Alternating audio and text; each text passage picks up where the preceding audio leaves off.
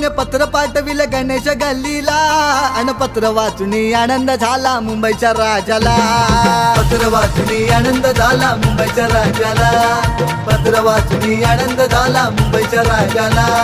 अनेक रूपे घेऊन येतो माझा गणराया, कधी विष्णू श्री कृष्ण माझा शिवशंकर भोळा. शिवशंकर भोळा, शिवशंकर भोळा, शिवशंकर भोळा, शिवशंकर